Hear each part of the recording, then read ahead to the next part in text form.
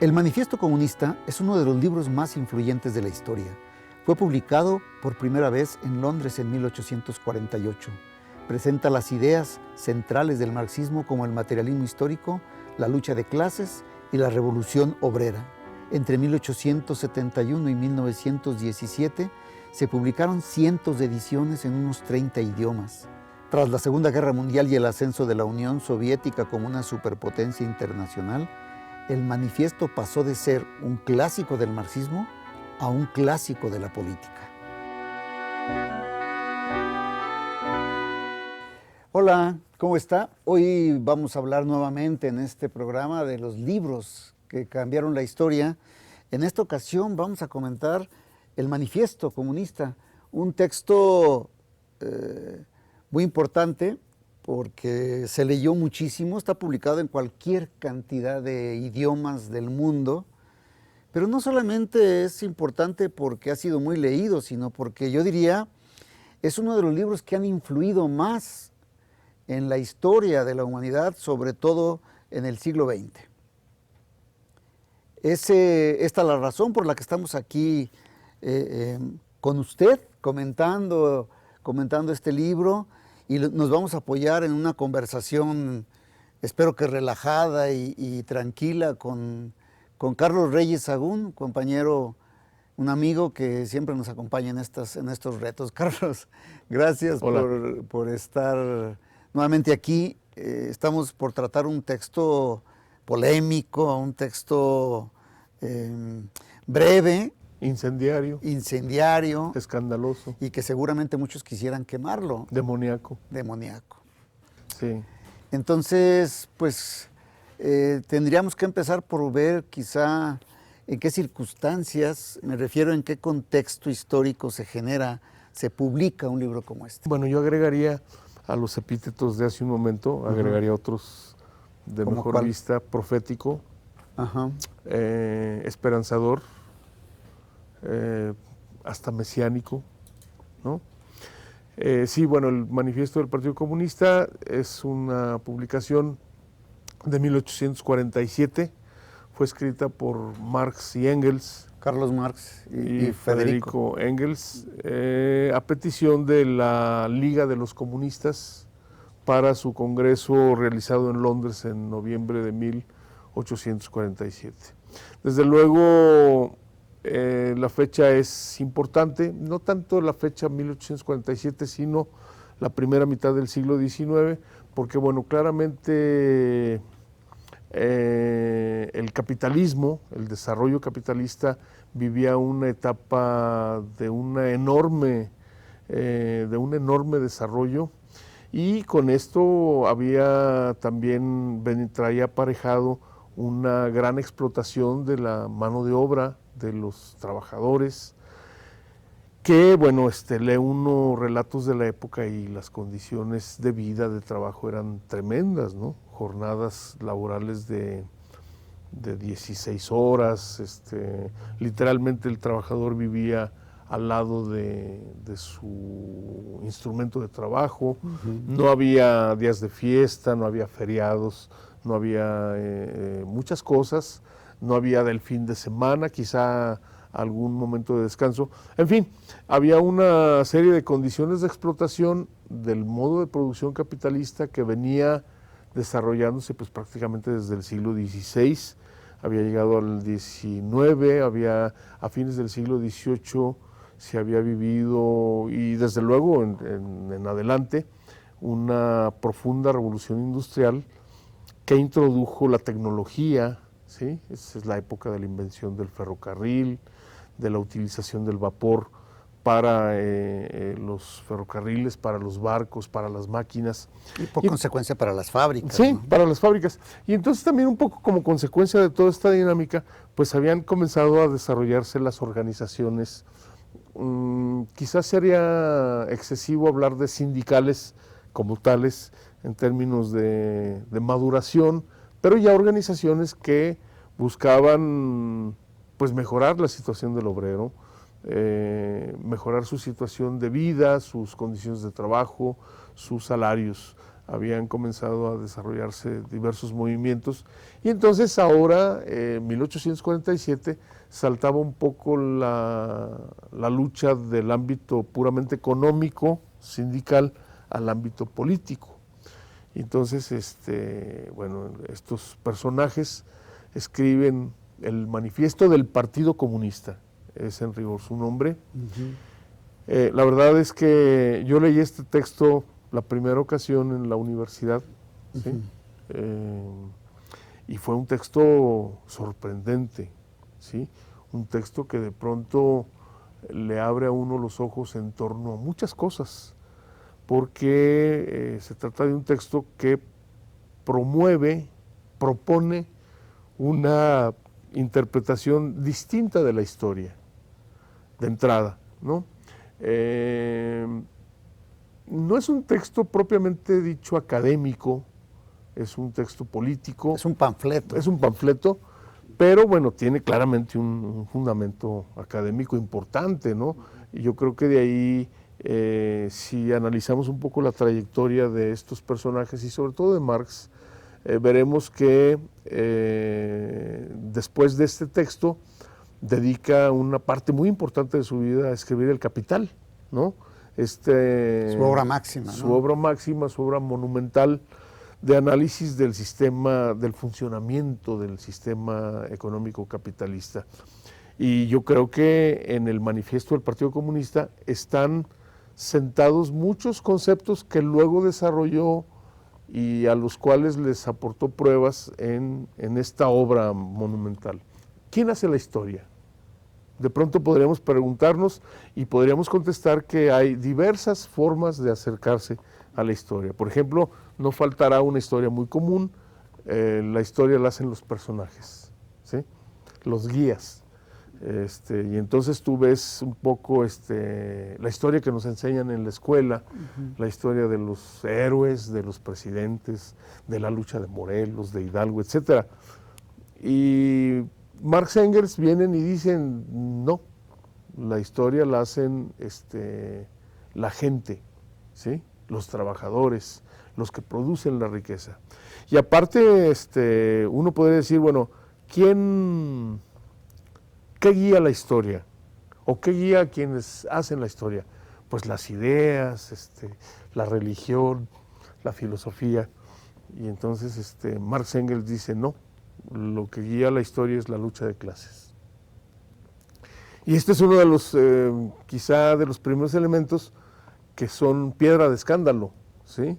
Yo creo que quienes denuncian esta obra, denuncian este deseo de destruir la civilización.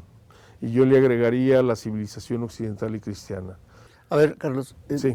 solamente para recapitular un poco, estamos hablando entonces de un contexto donde tenía relativamente poco tiempo que existían fábricas con obreros, como conocemos esta expresión general, Sí. que vivían bajo condiciones de trabajo muy degradantes, ¿no? Sí. Por las horas que mencionaba, las horas de trabajo, las condiciones en donde trabajar, las condiciones de higiene en las que trabajaban, no tenían servicios médicos, no tenían Prestaciones sociales, prestaciones laborales de educación. ningún tipo, eran simplemente explotados y ahí no contaba que tuvieran 18 años o más, porque esto incluía la explotación de los trabajadores y de las trabajadoras, cuando era el caso. Agregabas a los niños también. Sí. Y seguramente cuando había problemas de salud en los lugares en los que vivían, en los lugares en los que trabajaban, era muy posible que una enfermedad se proliferara y que murieran. Las tasas que mencionan de mortalidad, estoy hablando del historiador Thompson y del propio Federico Engels, que trabajan sobre la historia de la clase obrera en Inglaterra, mencionan tasas de mortalidad altísimos entre estos grupos. Sí. Entonces, supongo que la inspiración, el origen de un libro de estos surge justamente de observar y de ver a simple vista condiciones deplorables de la clase trabajadora, ¿no? Claro que sí. Y veníamos además, bien dices, otras dos cosas. Una de la revolución industrial, que la mencionaste, que es siglo XVIII, se convierte como que en el boom de la revolución, arranca la revolución industrial. La industria textil. Y para entonces ya las industrias estaban sustituyendo, digamos, a los talleres, a los pequeños talleres, ahora ya eran galerones enormes, en condiciones que ya has mencionado. Yo agregaría algo más. Se estaba desarrollando en el siglo XVIII una inercia, una corriente de pensamientos revolucionarios muy importantes, ¿no?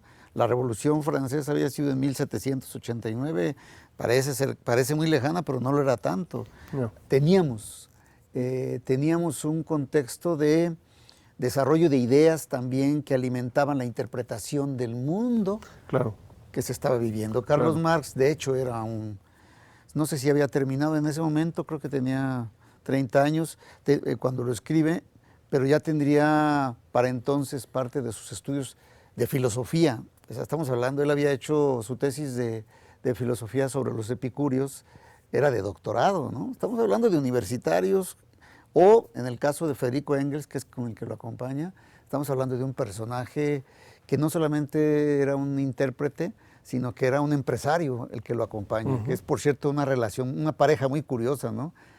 Tú pensarías que los obreros o los universitarios serían los que promueven un libro de este tipo, pero resulta que es un empresario exitoso, el que promueve también y que escribe junto con Carlos Marx el manifiesto que dices tú es el manifiesto del Partido Comunista. Del Partido Comunista.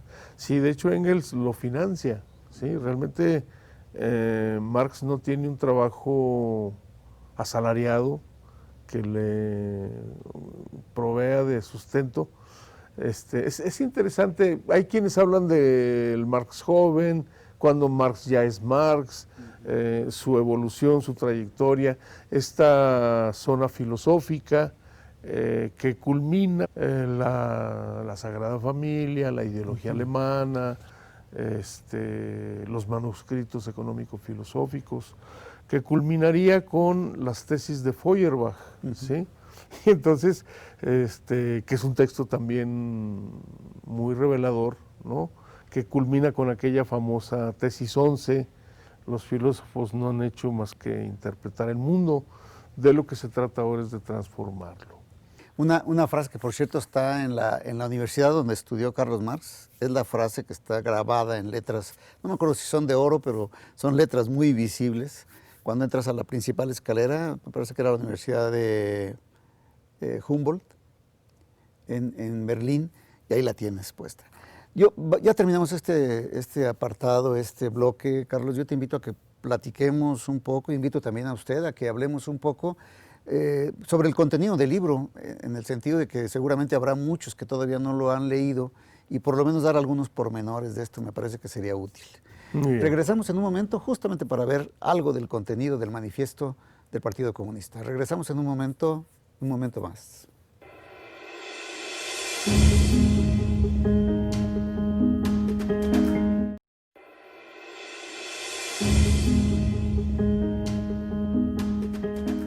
Aquí estamos de nuevo, comentamos el manifiesto comunista, dice Carlos Reyes, el manifiesto del Partido Comunista, que es su nombre completo, y estamos a punto de comentar el contenido del libro por una razón muy sencilla.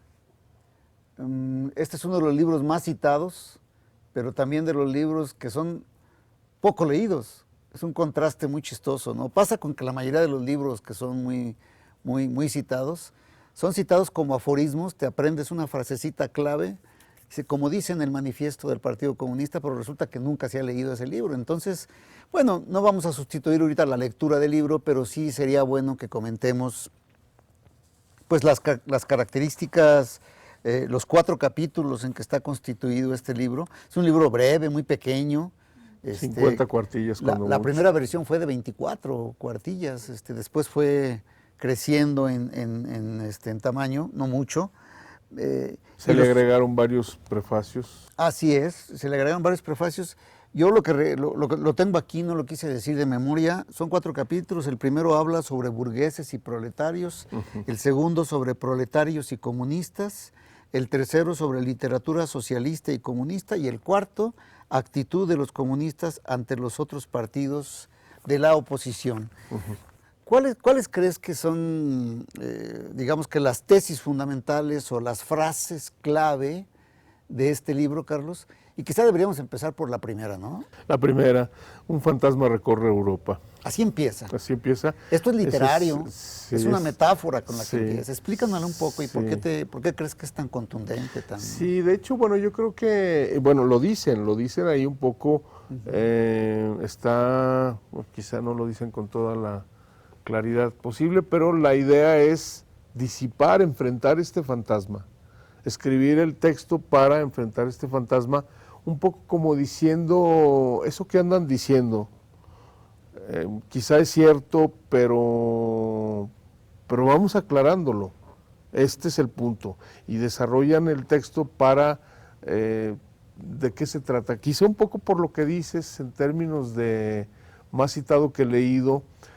Yo estaría seguro que muchos de sus detractores nunca lo han leído, pero sí se sienten ofendidos por una serie de cosas, porque nada más y nada menos que por ahí en algún momento habla de la abolición de la propiedad, ¿no? Que eso es verdaderamente escandaloso. Abolición de la herencia, tú no puedes heredar o no deberías de heredar, etcétera, una serie de cuestiones. Y entonces eso da pie a, yo pienso, digamos un poco, a crear una especie de entidad etérea, ¿no?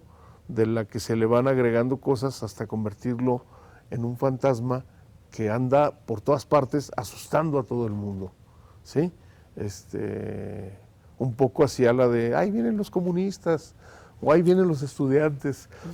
Todo este tipo de cosas que en determinado momento han sido causa de preocupación, sobre todo para los sectores dominantes, ¿no? Claramente esta primera frase, un fantasma recorre Europa, está dirigida a aquellos que son cabezas de países, de ideologías, habla del Papa, habla del zar, ¿no? Pero bueno, es un poco ejemplificar todos los que son cabeza de sector, digamos, o de sector dominante, tendrían que preocuparse, porque ahí anda el fantasma del comunismo, ¿no? Esa es la primera. La segunda es, resumida, la lucha de clases es el motor de la historia, es lo que mueve a la historia. Y de pronto uno pensaría, bueno, habría que decir que con posterioridad, por ejemplo, desde la perspectiva católica, pues el comunismo fue condenado, ¿sí?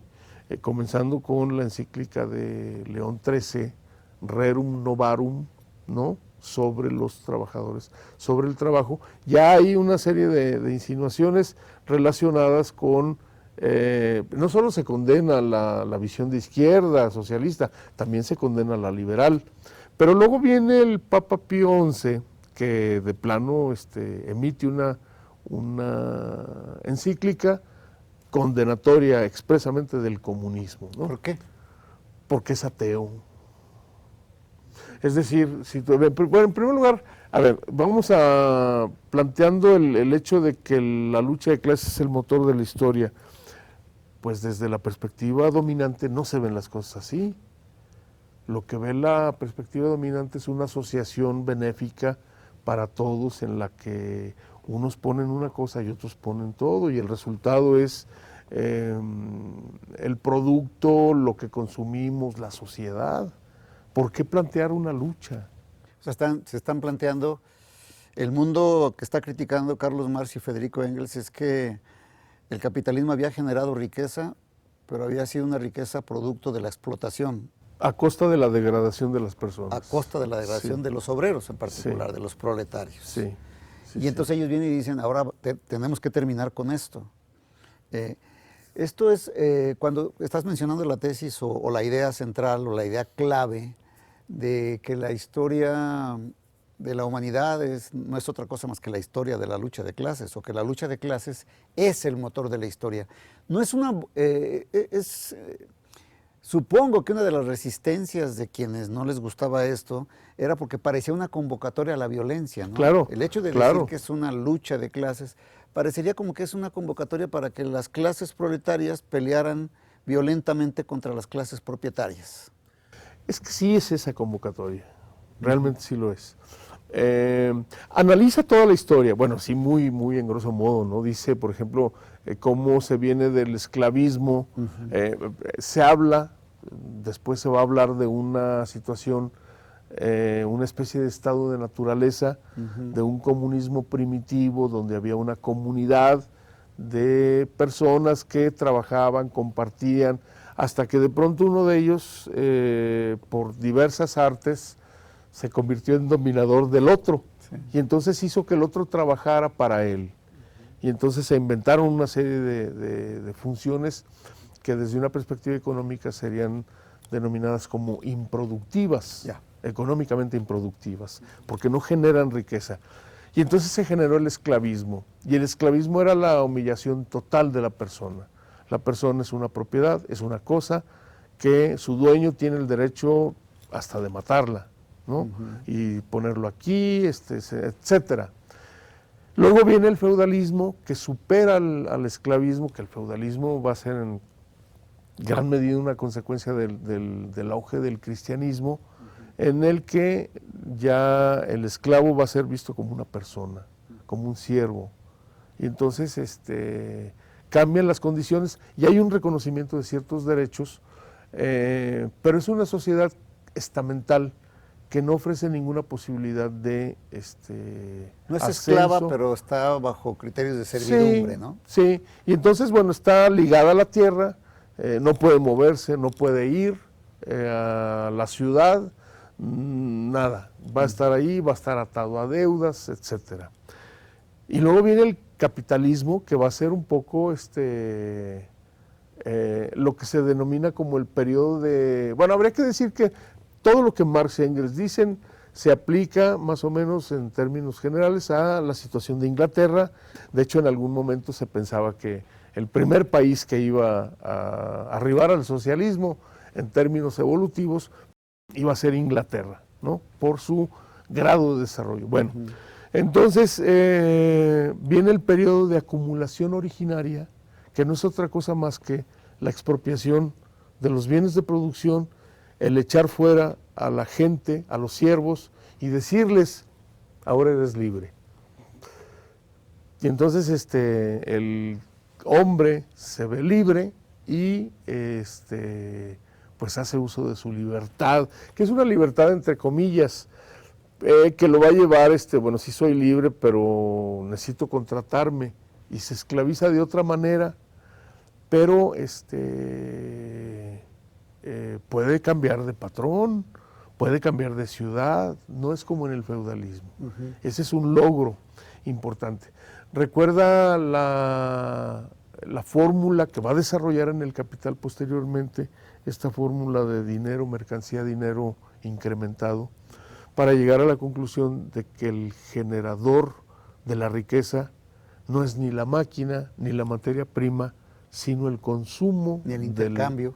No, ni el intercambio, sino el consumo de la mano de obra para generar el producto.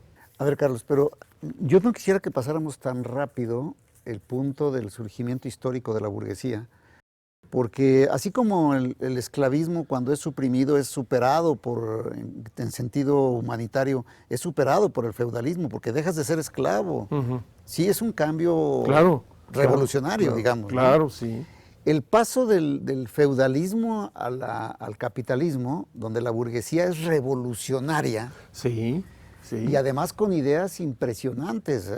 Yo recuerdo nada más la Revolución Francesa, está pensada como tú mencionaste un valor, la libertad, la igualdad y la fraternidad. O sea, eso no es cualquier cosa. La concepción del poder público secular. Si tú llegas a 1848, cuando se escribe el libro, vienes de un mundo, de una utopía, de un sueño que está fincado en valores que hoy no los podríamos discutir por ningún motivo. No. ¿Qué pasó entonces? Yo te invito a que veamos esta parte histórica, cómo es que se pasó de ser revolucionarios, libres, igualitarios, a una condición de un manifiesto comunista que parecería que sería o la continuidad o inclusive la contraparte de este modelo que parecía muy atractivo y que en muchos casos sigue vigente. Vamos a regresar justamente a este tema, amigos, amigas que nos ven y nos escuchan, este tema en el que tratemos de darle su peso específico a la burguesía, que está considerada en este momento histórico como una clase revolucionaria, ¿no? Regresamos y vemos ese momento.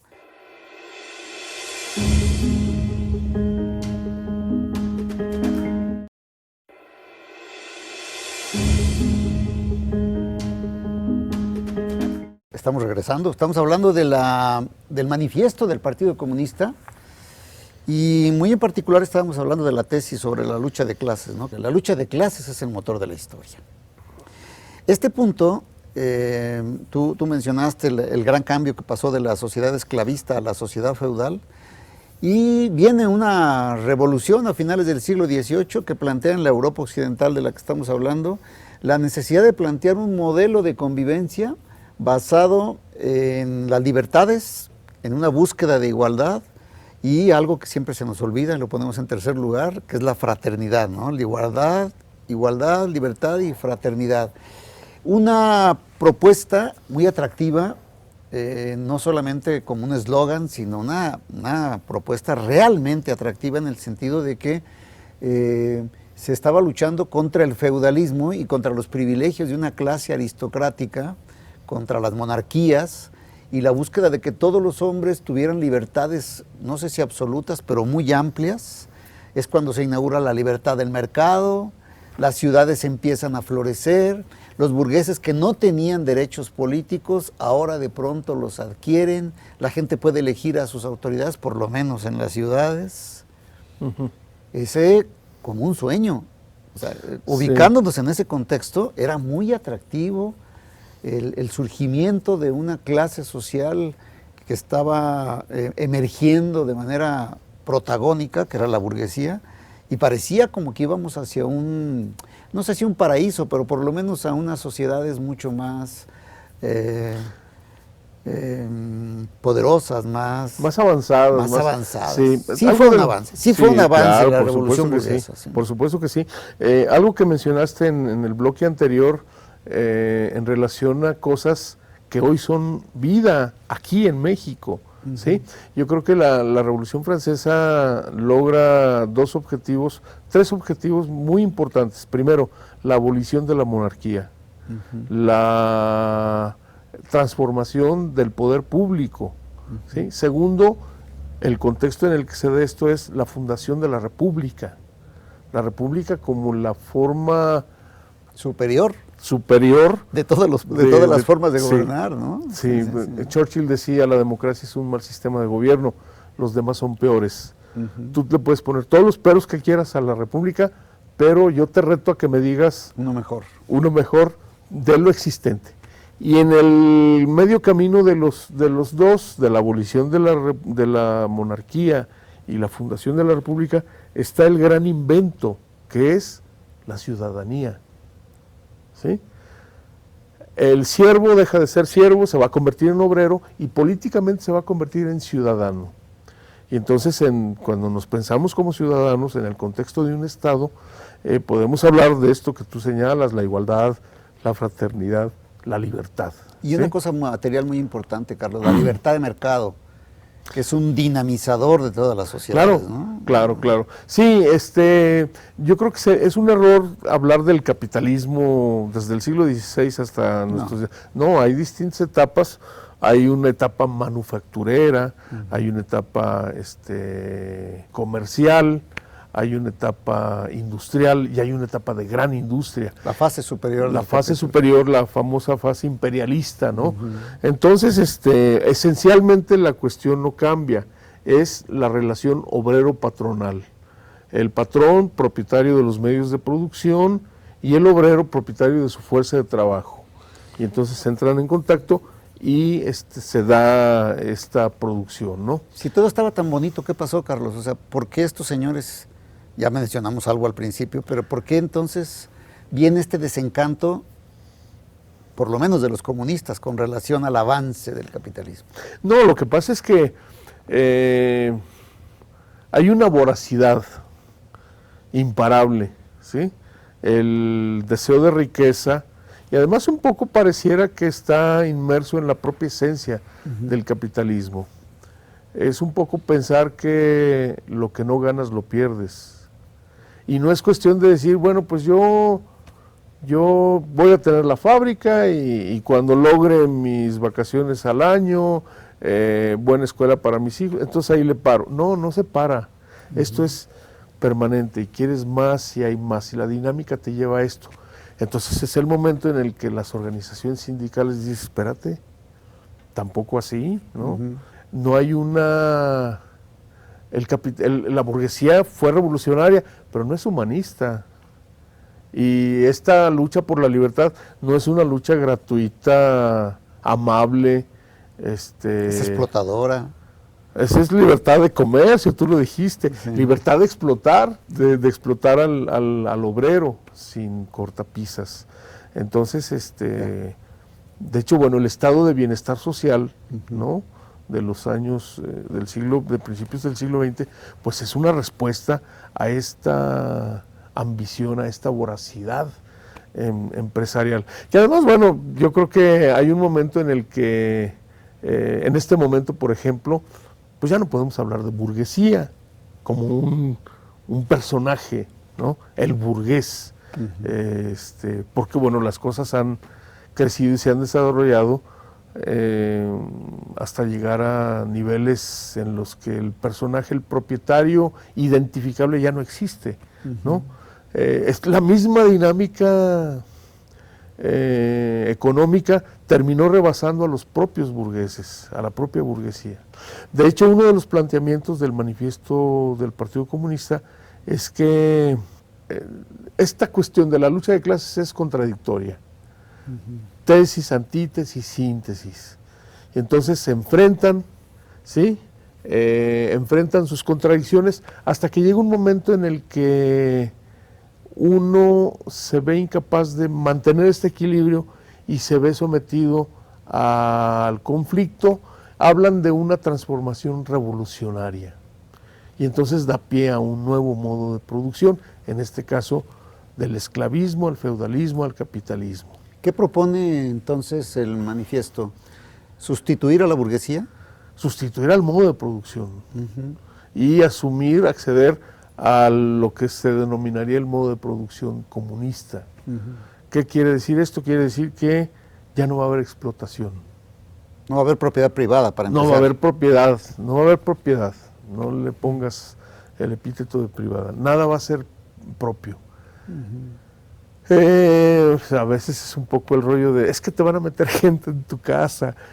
Te van a quitar tus casas. O también habría que, bueno, no dejemos de lado las deformaciones del socialismo real. En la Unión Soviética, en el bloque oriental, en Cuba, pues se generaron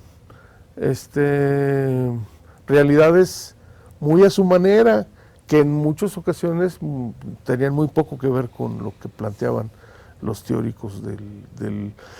Lenin dice en algún momento, el manifiesto del Partido Comunista es el primer planteamiento científico de la manera como se puede acceder a una vida mejor. Y este es un poco el tema del tercer capítulo, los distintos socialismos. Hablan, por ejemplo, uno de los más famosos es el socialismo utópico. ¿Por qué se dice socialismo utópico?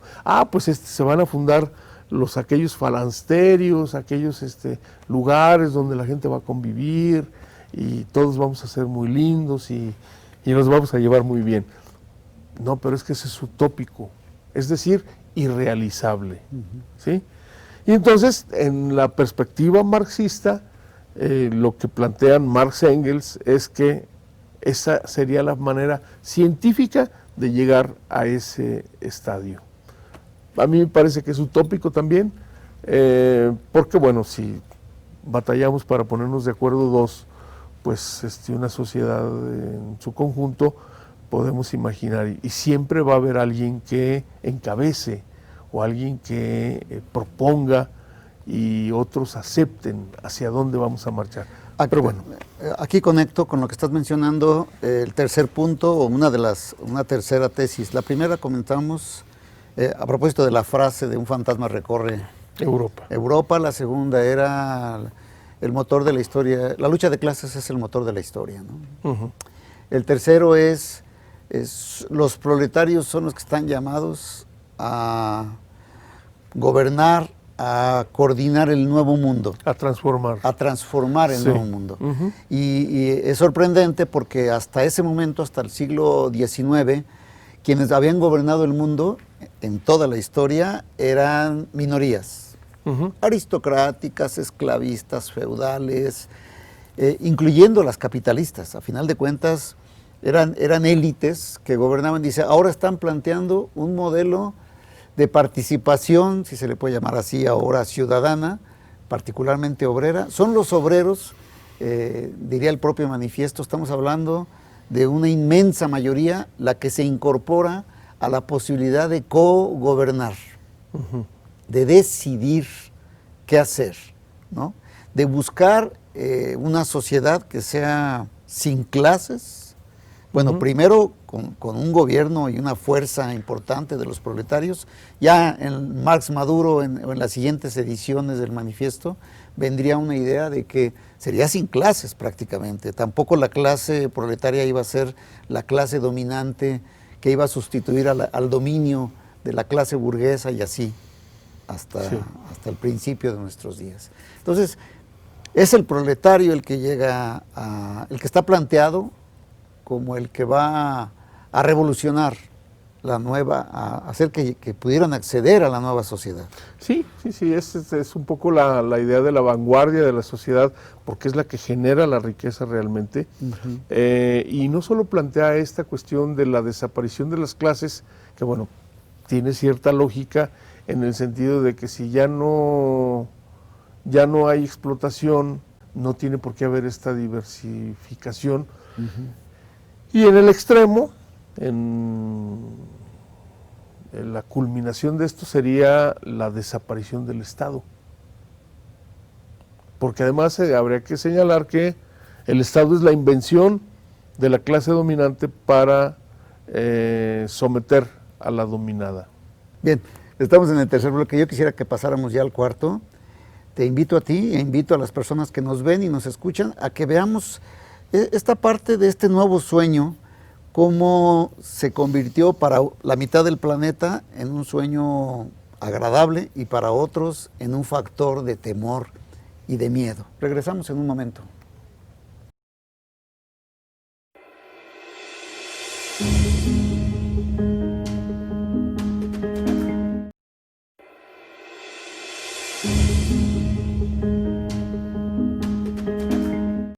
Regresamos al último apartado, al último bloque de los libros que cambiaron la historia. Ha pasado muy rápido esto. Siempre pienso que una conversación enriquecedora hace como que el tiempo se acorte, pero no gastemos tanto en esto. Vamos a empezar este último bloque, Carlos, reconociendo algo. El surgimiento del manifiesto del Partido Comunista es un indicador de que quizá una de sus virtudes más fuertes es que puso en evidencia el impacto social de la burguesía. O más ampliamente, los comunistas fueron los primeros en percibir, no sé si los primeros, pero los primeros importantes, visibles, en percibir los problemas y las fallas del capitalismo. Y entonces se volvió también atractivo. El libro no en 1848 cuando se escribe, sino en 1872, más o menos, 30 o 20 años después, empieza a tener un boom impresionante, porque los obreros de todo el mundo encontraron eco, lógica, gusto, por una idea de este tipo. Dice, es el momento de los obreros, es el momento de las mayorías. Es atractivo porque Hasta entonces las minorías o las élites habían sido las dueñas del poder y prácticamente de todo, eran hegemónicas. Y no solo del poder, sino del pensamiento. De todo. ¿Sí? Entonces, de pronto llegaba, bueno, el manifiesto es un fruto de su tiempo, claramente. Y es emitido por gente que no pertenece a la clase obrera, no pertenece a la clase dominada, Sí. pero que piensa en esta clase y que se manifiesta.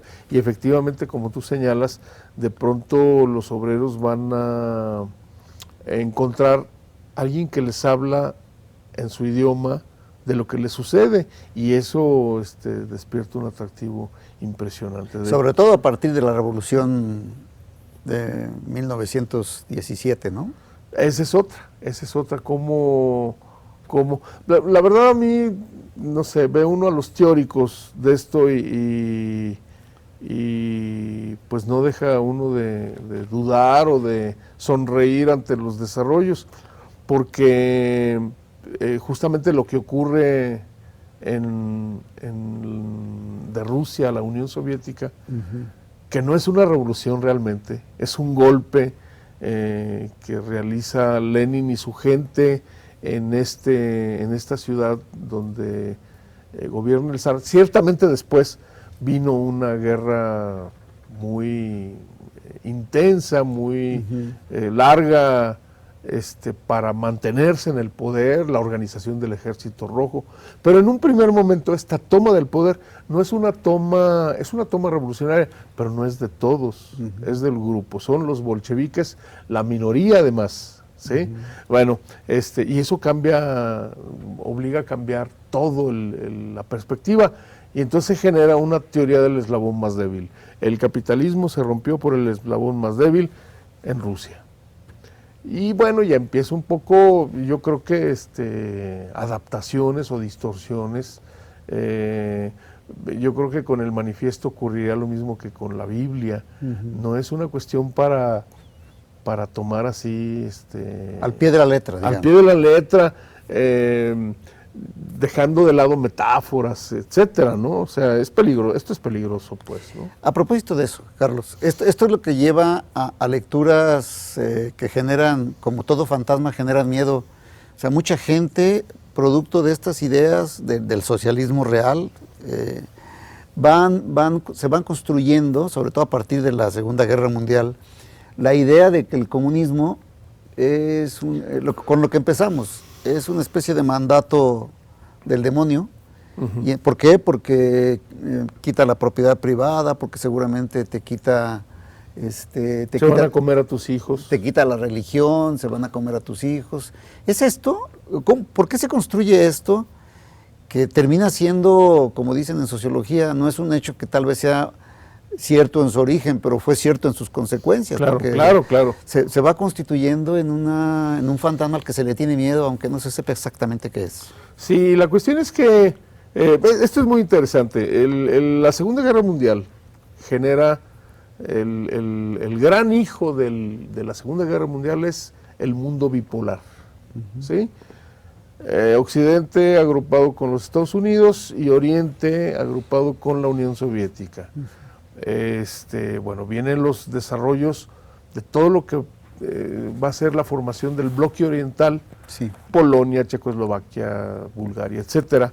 Luego se suma China. Pues claramente de la guerra caliente, que sería la Segunda Guerra Mundial, se pasa a la Guerra Fría, que sigue siendo una guerra, ahora el enemigo es otro, y hay que contenerlo, en todos sentidos, ideológicamente, y si es necesario, militarmente también.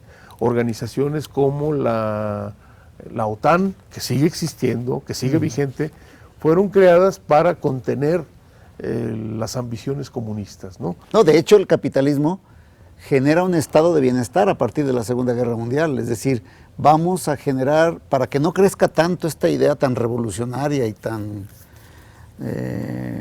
¿cómo decirlo?, tan insurgente del socialismo, vamos a generar gobiernos y programas de gobierno que aporten a la pobreza, a la reducción de la pobreza, que generen condiciones de bienestar, ya no solamente de generar mucha riqueza, sino de hacer una pequeña distribución de esta riqueza. Sí, bueno, sí. Obviamente en Europa Occidental habría que pensar en el Plan Marshall, ¿no? Este programa destinado a contener el avance, ¿no?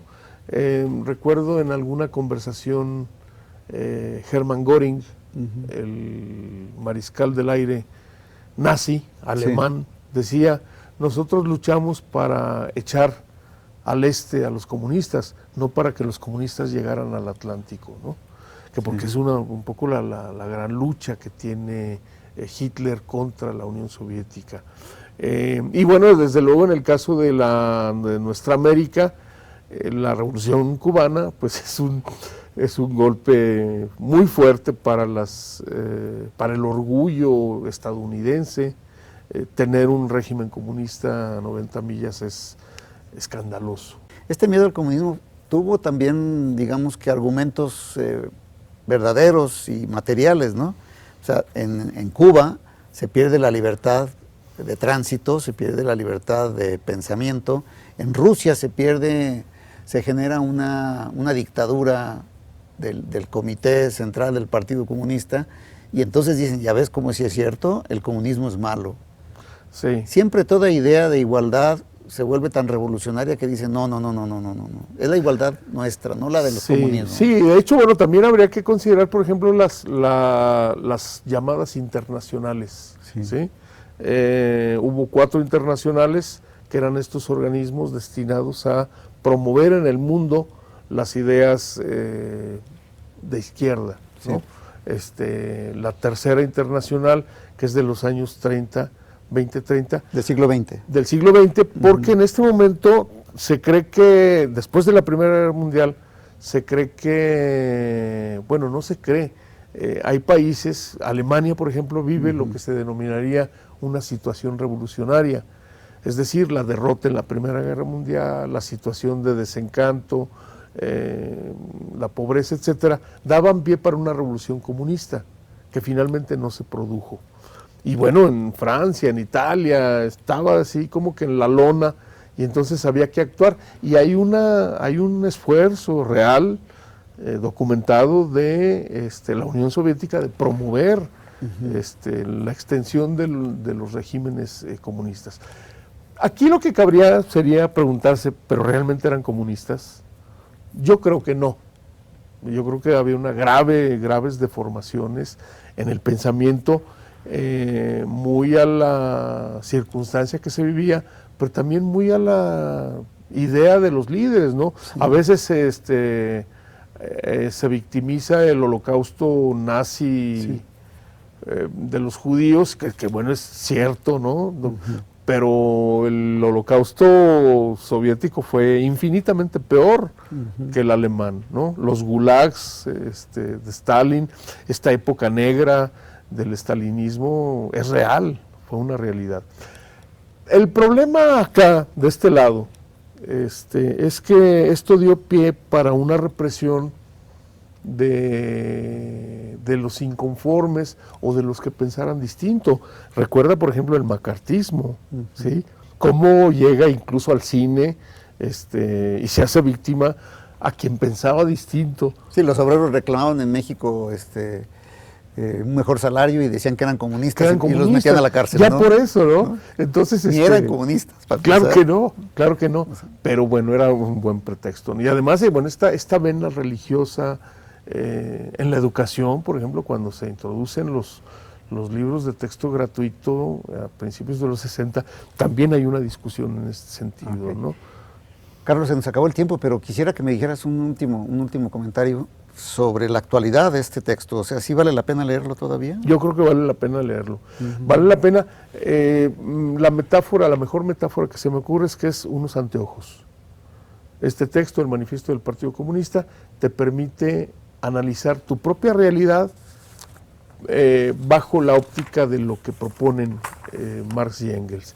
Ellos mismos dicen en el prólogo de la edición de 1872 que, bueno, muchas cosas han cambiado desde la edición original, pero que la actitud sigue vigente. Y yo creo que vivimos una situación de explotación, vivimos una situación de degradación no solo de las personas, del medio ambiente, vemos la voracidad que destruye. O sea, las fallas del capitalismo no han sido, superadas, por lo tanto el libro vale la pena ser leído. Sí, bueno, un poco en este sentido, ¿no? Bueno, pues gracias, Carlos, por comentar este libro.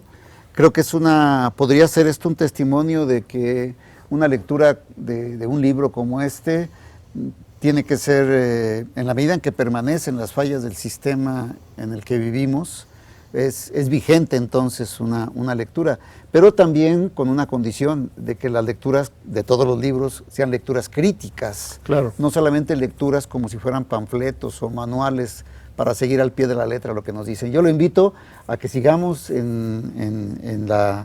al pendiente de esta serie de los libros que cambiaron la historia, y le agradezco al mismo tiempo su atención para este programa en el que tuvimos como invitado a Carlos Reyes Agón. Gracias por estar con nosotros y nos vemos en la próxima.